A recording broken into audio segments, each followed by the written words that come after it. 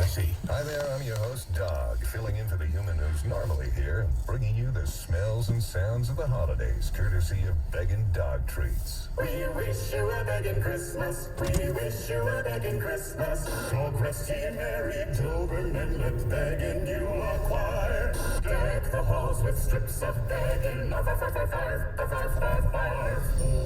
Remember, for bacon-loving dog excitement this holiday, it's Beggin'! Every year, the holidays throw more on your to-do list. More cooking, more shopping, more calls with family and friends. Luckily, Cricket has nationwide 5G on all plans. So switch and give yourself the boost of speed you need. Jared Goff joins Karsh and Anderson Tuesdays at 10:30 on 97.1 The Ticket.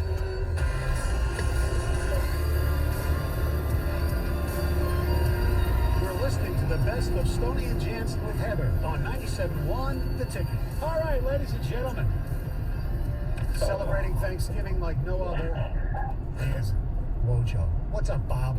Hey, how are we today? Oh. Happy Turkey Day. Let's start with Lions, Bills. It's going to be a raucous, loud Ford Field. Can they pull this off without, it looks like, Jonah Jackson and Evan Brown, so I don't know exactly who's going to be a skipper, I guess would be the guard, and no Jeff Okuda to try to defend Stephon Diggs. Can they pull this off? Well, yeah, they can. Jeff Okuda is the big one, of course.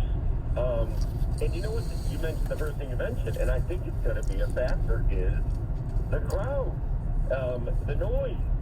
And Josh Allen, as great as he is prone to mistakes, second in the league in interceptions. They're used to playing outdoors, so they got their little feet wet Sunday at Ford Field.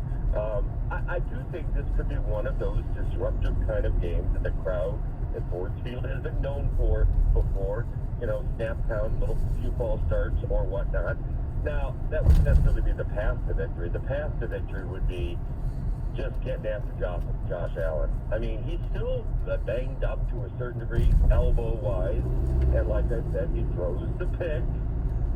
Yeah, that defense, which seems to be elevating its aggressiveness as well as its ability to stop people, they have a shot. I mean, what's the spread these days, 9? 9.5 in our little grade. I think I would take the home team there, wouldn't I? I believe I would. Oh, John and I didn't, but that's okay. Oh! Odd man out. That's okay. Got to have one in every group. But let me ask you this, because we just found out that Aiden Hutchinson was named NFC Defensive Player of the Week. 2 Lions within the last 3 to 4 weeks. Joseph last 3 weeks, yes. You know, so I mean, it's what excites you most about the last 3 Lions games? This, from the baseline level of grit and grime and all that stuff that Campbell has clearly instilled, nothing was going to happen until the young talent started revealing itself. And I think that's sometimes what we forget about. Like, that's why we're kind of like, whoa, Hutchinson with 2 interceptions. Whoa, look at Kirby Joseph. Look at those plays by Lee McNeil. All these young guys, there's one thing to be a good defensive player and, you know, stop the run and everything, but you've got to have those game-changing plays. You've got to have interceptions, fumbles caused, and you can say, well, you can't really teach that. Well, you kind of can. Certainly the Hutchinson interception was scheme and his intuitiveness and everything else, and that to me is the most encouraging thing, is that they don't have some 31-year-old hired veteran coming in and keeping the team together. It's all the young guys seemingly rising at the same time. And again, I go back to that would be the key if you have a shot to beat Josh Allen. All right, let's look ahead to Saturday. First of all, will you be spending any time in jail this time?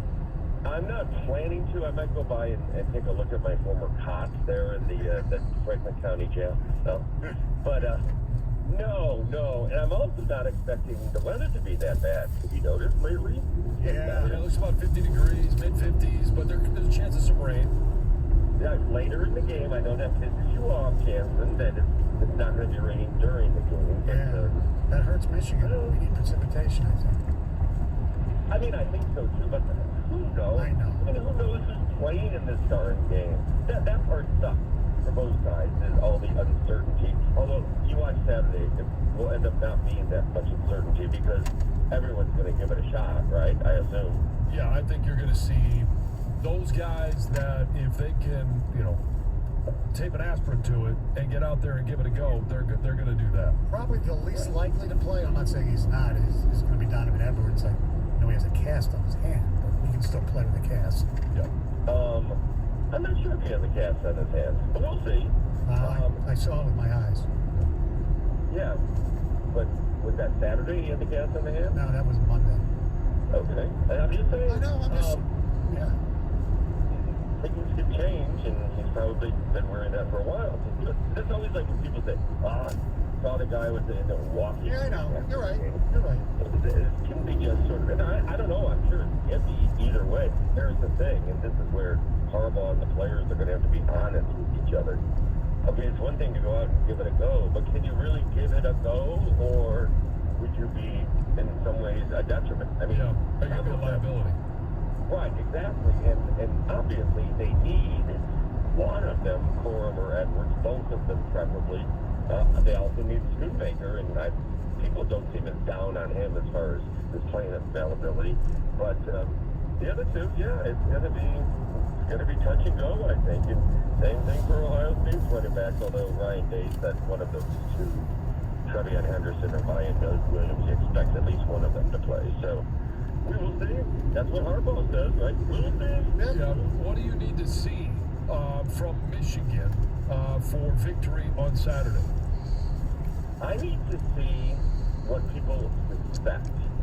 Because before the injury to Corum, I was of the opinion, you know what, J.J. McCarthy hasn't been good on the deep balls, and the receivers haven't been great.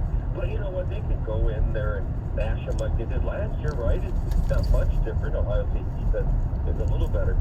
But then with those injuries, I think you have to change. And what I need to see is stuff, quite frankly, we haven't seen yet, is a little bit more creativity, the misdirection. How about an end around? How about a screen pass, John? We haven't seen that.